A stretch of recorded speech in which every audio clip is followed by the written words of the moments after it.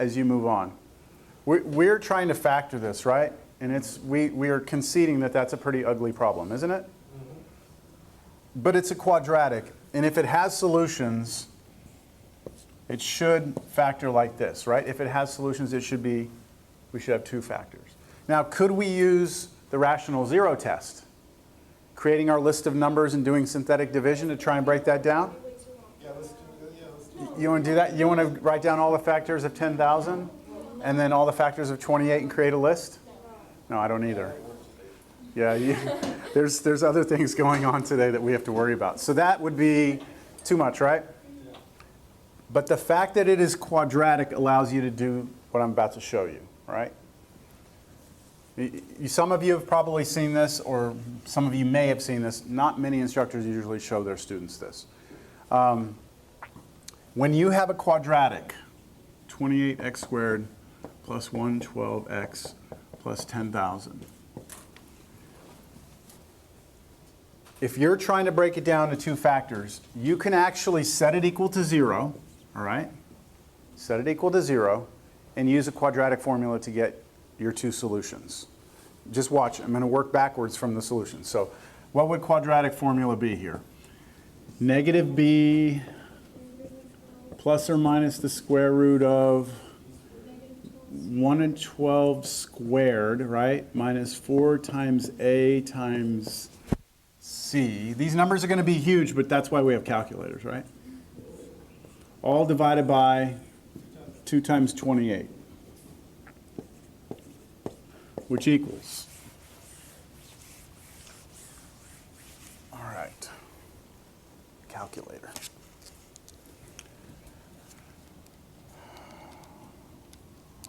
Negative 112 plus or minus the square root of 112 squared, which is 12,544, right? Minus, what's that, 4 times 28 times 10,000? Is that right? So what are you going to get there? What are you getting? A big, big number, right? Okay, so 1 million and some change? What can you tell me at this point, though? That is going to be a negative underneath this root, and you can't take the square root of a negative number, which means it's an imaginary number, right? Which means there are no solutions, which means it doesn't factor. So this may as well look like this. Remember when we got that, you couldn't set that equal to 0 and get a solution because they're imaginary? So there's not going to be any way we can factor that. All right? There's no way. You with me or not? Yes. Yeah, we just make the sides 10 and 100. 10 and 100? Yeah, you could do that. And then we'll fire you for wasting the company's money. All right, so there's no solution here, right? So we know that the original function is in its factored form already.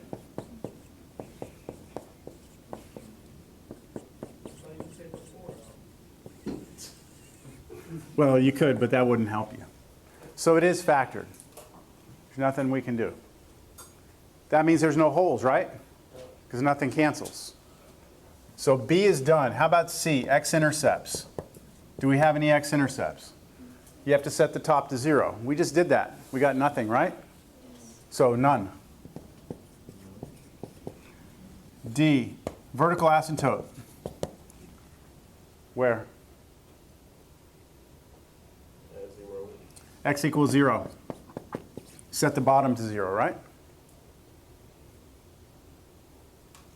Part D, horizontal asymptote. What case do we have here? What case is this? What's the degree of the top? 2. What's the degree of the bottom? Okay, what case is that? Case 2. What does case 2 tell us? No horizontals. which means the left side goes up or down, the right side goes up or down. We don't know. Well, we do, because there's no x-intercept. Yeah. Okay. That's all the information we have, which isn't much, is it? Look at this. We don't have jack anything, you know what I'm saying? All right, so we don't have any x-intercepts. We can't put anything there, right? We do have one vertical asymptote, but it's x equals 0, which is actually the y-axis, isn't it? So I'm supposed to draw a dotted line? Well, it's hard to draw a dotted line on top of a solid line. Would you agree? So clever students in the past have shown me that they do this.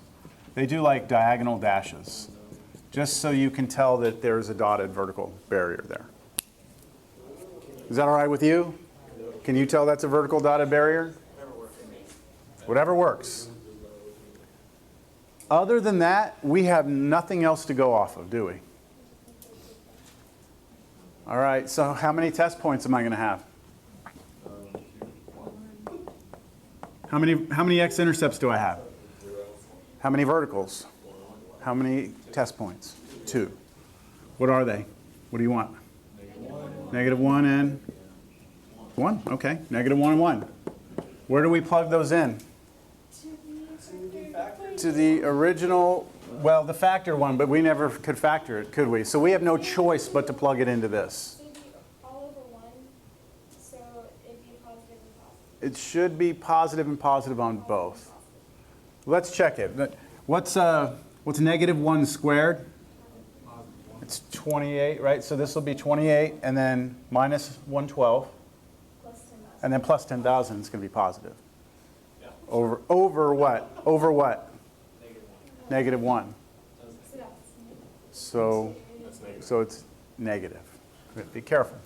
It's positive on top, but negative on the bottom. The next one will be positive. All right. Angie, how are you doing? You help me graph this, Angie? From this point, where am I going this way? Down, right? I have to go up or down. Can't go up because there's no x-intercepts, right? So it's going to go down. You want to keep going, Angie? To the right? Down again. It's like this. Like that. That's it. All right. This one? To the left? What? Up? Right? It's got to go up, doesn't it?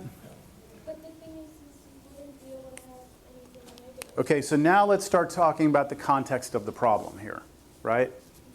What does this represent? This is x, right? And this is the cost. Is it possible to have x be negative? No. No, right? Because x, in our picture, x was the length of the side. So you can't have a negative side. So in terms of a domain,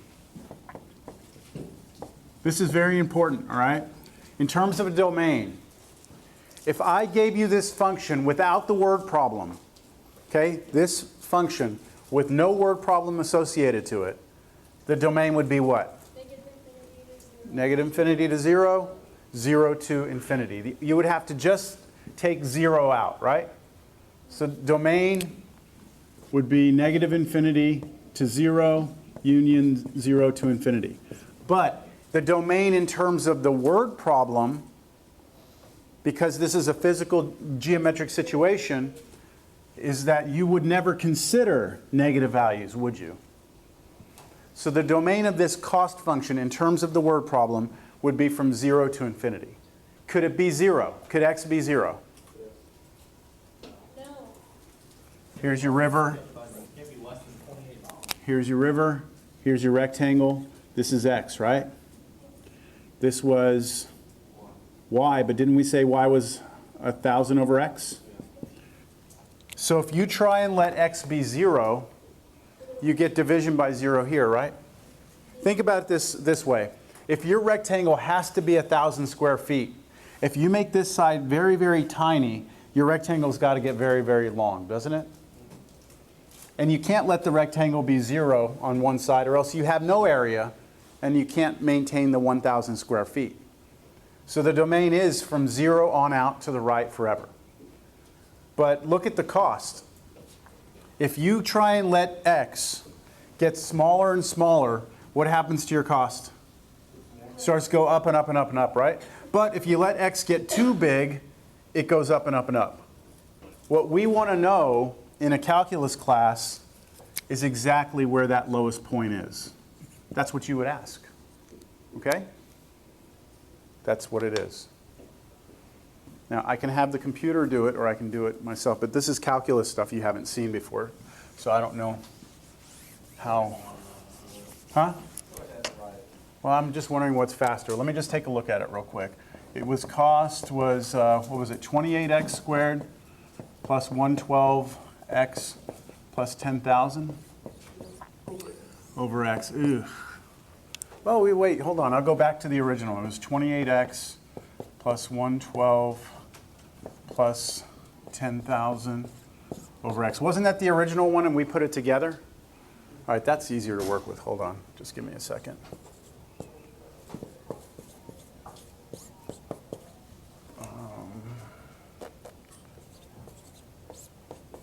Someone have a calculator? I have it. Who? I need to take the square root of 28 over 10,000. Square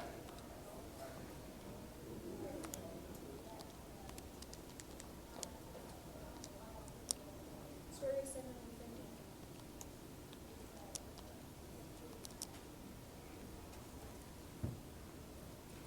Something ain't right. Hold on. X to negative, negative 1. Negative x to negative 2.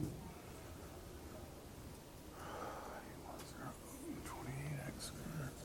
Oh, 28. Sorry, I got that wrong. 28x squared minus 10,000. I did it's the other way around. Flip these over. So 10,000 divided by 28. Take the square root. I'm just doing this to give you an answer. 50 square root of 7 over 7. So as a decimal, x equals 18.89822 feet. That's the approximate. If you let x be 18.89, about 18.9 feet, you will have the lowest cost possible. Or you do it 10 feet, right? And you spend extra money for your company. All right, so what I'll do now. But then you can get more of a profit. What? Yeah, maybe. You're gonna have the same area, aren't you? No matter what. So I'm gonna graph it quickly. Look, the college algebra part of this problem is over, right? As soon as we graphed it, we were done. What was it? 28x plus 112.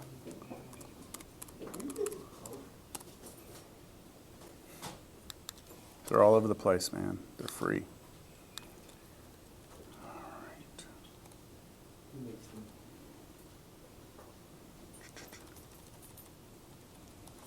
Okay.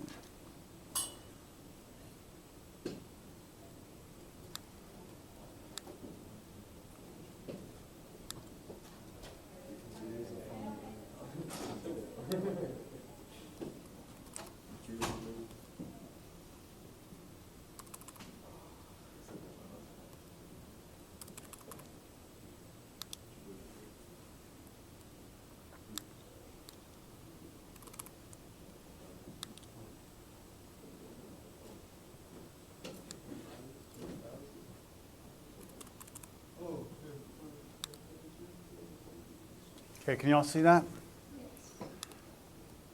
This is the actual graph of that rational function. Okay? See it? So if you were to go and build it, what did we say, 10 foot?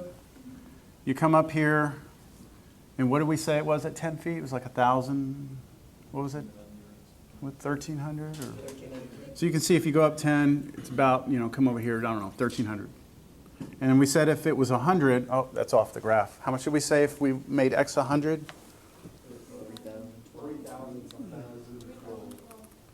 Okay. You have to go up as you Yeah.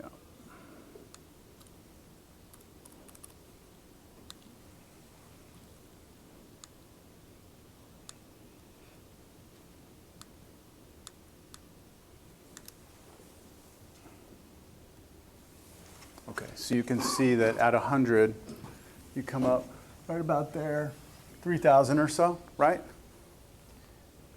But we wanted to know where the minimum cost would happen. So that lowest point, which we already said we can't find in this class, it happens right around where? Exactly at 18.89, whatever that is. All right, so that's what you do in calculus. But just trying to show you an appreciation for, you got to be able to graph the rational function first and get an idea what it looks like.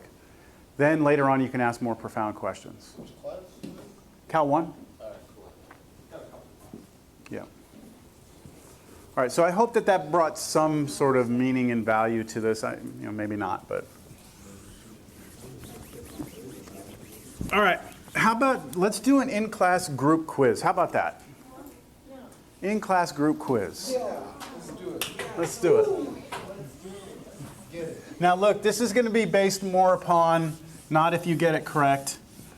It's just, it's just effort here. I want to see how you work together, and I think you'll all get it right, all right? I think you will. It's not a word problem.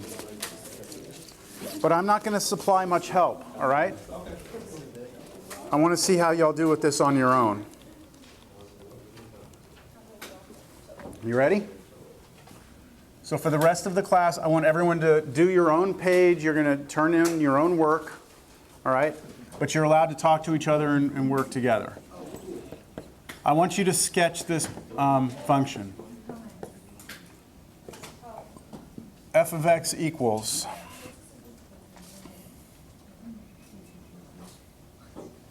x cubed plus x squared minus 44x minus 84 all over x cubed minus 16x. I want nice, clean work, okay? The steps, step A, step B, step C, everything nice and clean. Your final picture real pretty. And all right, you've got, what, 20 minutes or so?